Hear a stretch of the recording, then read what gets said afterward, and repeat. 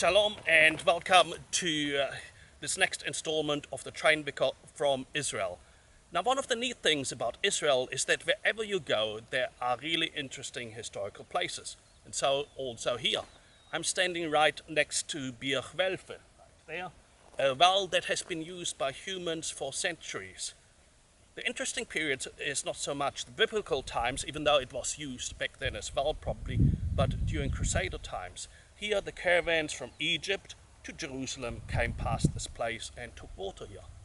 One day, a really big caravan laden with lots of precious goods passed through here and camped. So you would have imagined camels all around here. It was under the order of Saladin, the Muslim ruler at that time. Richard the Lionheart got wind of this and came here to attack the caravan. And I always imagine him and his army encamped up on there, on the hillside, and looking down on the caravan and then descending upon it. Well, they overcame it and got lots of rich booty from the caravan which they took.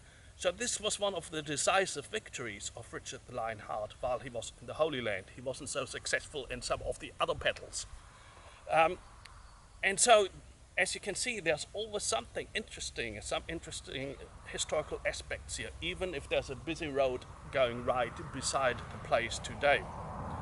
And so today I also want to take you to a place where trains run through some historical significant landscape. So let me take you to the Sorek Valley. The first railway line in what is today Israel was opened in 1892. It was the railway line from Jaffa to Jerusalem through the Sorek Valley, and that was opened by a French company which operated under the auspices of the Ottoman government in its backwater of Palestine, which wasn't that important to the Ottoman government back then and was quite impoverished. But that's how it all started here. The railway line twisted and turned through the Sorek Valley.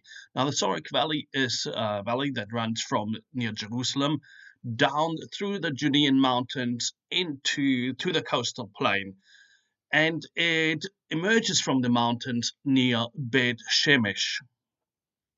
As you can see, the railway line is anything but a straight line. It twists and turns around many bends and crosses the stream that runs through there, even though in summer it's mostly dry. It is, however, a very scenic way to get to Jerusalem, and particularly by rail. So I've done the trip myself, and it's really nice. This was the main way to get to Jerusalem for about 50 years or so, and then the road took over as the means to get there. But the railway line continued in operation until about 2019. For in 2018, the direct railway line between Jerusalem and Tel Aviv was opened. Well, it was only opened to the airport in 2018 and then in 2020 to Tel Aviv. Now, this new railway line runs through tunnels and across high bridges, so it's very fast, about 30 minutes between Tel Aviv and Jerusalem in comparison to 75 minutes or nearly 1.5 hours from Tel Aviv to Jerusalem via the old line. Back to the Sorek Valley where the railway used to run. Currently it's not used, but it's still there. So it is a very scenic part here in Israel because a lot of the area around it is built up, but the Sorek Valley, it still feels old. Now, there used to be a lot of people actually living in the Sorek Valley, and you get that idea if you go walking there. But nowadays it's mainly a nature reserve. And of course, for many years, the trains would pass through that. From a biblical perspective, the most famous person that came from this area, from the valley of Sorek or nearby, was Samson, the strong man who fought against the Philistines.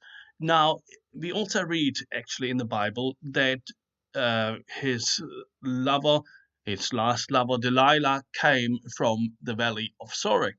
Now, she, of course, betrayed him to the Philistines.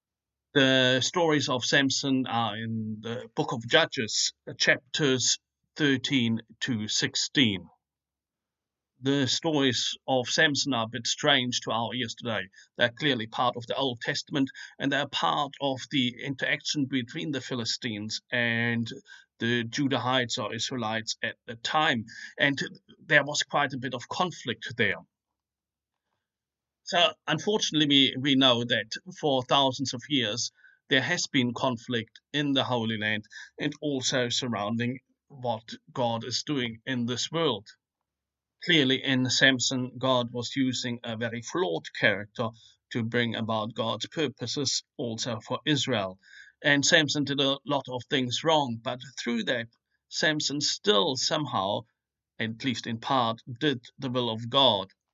So when I see the railway in the Valley of Sorek, which goes through very beautiful territory, I am reminded also about other people that are somewhat less than perfect characters and through whom God still is at work in the world.